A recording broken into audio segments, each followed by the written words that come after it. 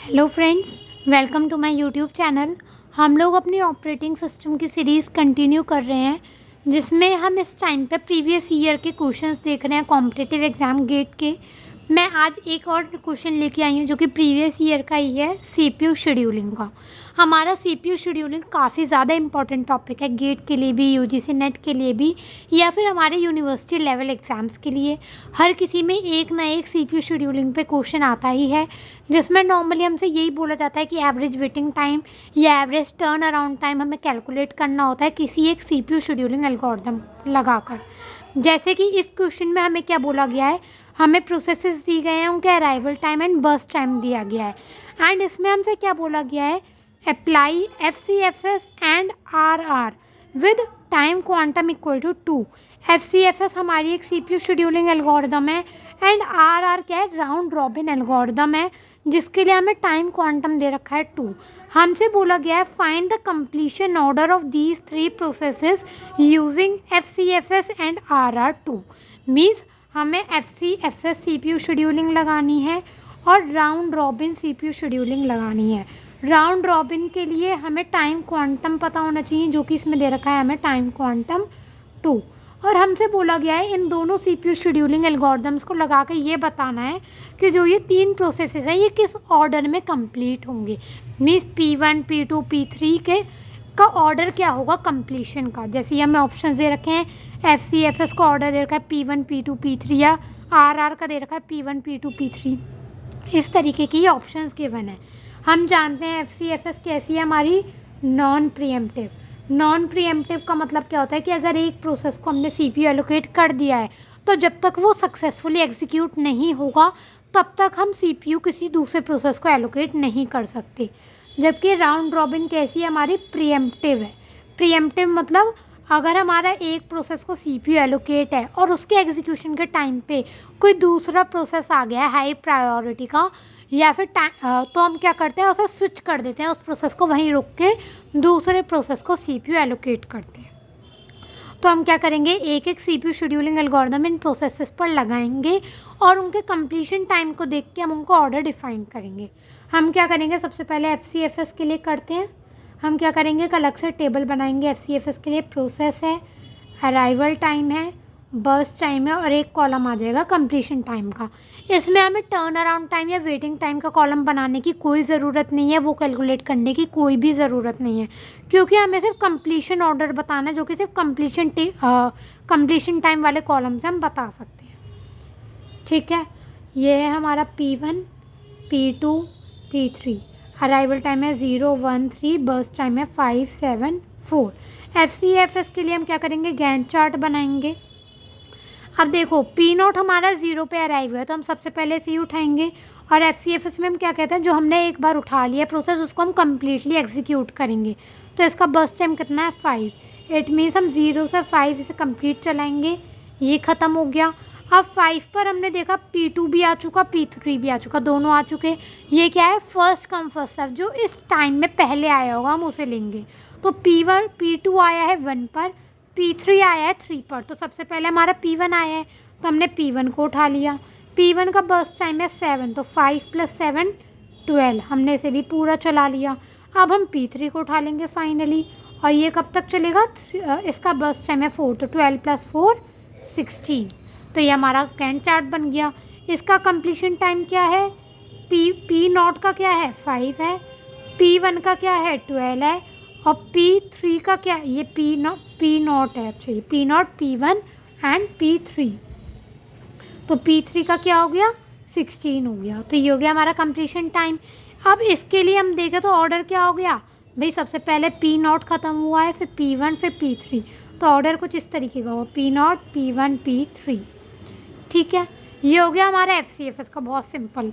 अब हम क्या करेंगे, बर्स्ट टाइम लेंगे हम अपने किसके लिए, राउंड रॉबिन के लिए। 5 था, 7 था, 4 था, और इसका हम कंप्लीशन टाइम अलग से निकालेंगे। जब हम बात करते हैं राउंड रॉबिन की, इसका टाइम क्वांटम कितना दिया है, 2, तो ये RR2 हो गया। तो राउंड रॉबिन में हम क्या करते थे, हम तो एक अलग से क्यू बनाते थे पहले, और एक अलग से गैंट चार्ट बनाते थे, दोनों चीज़ अलग अलग बनती थी। रेडी क्यू में हम क्या करते थे, वो प्रोसेसेस लाते थे जो कि रेडी होते थे, और जैसे ही एक टाइम क्वांटम ख़त्म होता था तो सबसे पहले हम ये देखते हैं कि जो प्रोसेसेस अराइव हो चुके हैं हम उनको पहले इंसर्ट करते हैं और बचे हुए को बाद में ऐड करते हैं। देखते हैं कैसे करते हैं। वैसे आप हमारी राउंड रॉबिन की वीडियो देख सकते हैं, उसमें मैंने ये चीज़ क्लियरली समझा रखी है। तो इसे देखते हैं। सबसे पहले हमारा P0 ही आया था तो हमने P0 को उठाया। हमारे गैंट चार्ट में भी P0 आया 0 पे, और इस क्यू में भी हमने P0 को इंसर्ट कर दिया। अब हमारा टाइम क्वांटम है 2। इट मीन्स हम इसे 0 से 2 यूनिट तक ही चला सकते हैं। तो हमने 0 से 2 चलाया, मीन्स इसके बाद वो स्विच होगा ही होगा। तो इसका बर्स्ट टाइम रिड्यूस हो गया 3 पर। ठीक है, जैसे ही 3 पर रिड्यूस होगा हम क्या करेंगे, हम सबसे पहले ये चेक करेंगे कि क्या 3 यूनिट तक कोई और प्रोसेस आया है। तो हमने देखा अराइवल टाइम 1 और 3 था। इट मीन्स हमारे 0 से 2 चलाने पर 0 से 2 चलाने पर हम चेक करेंगे कि क्या 2 यूनिट तक कोई सा आया है। तो हमने देखा P1 आ चुका।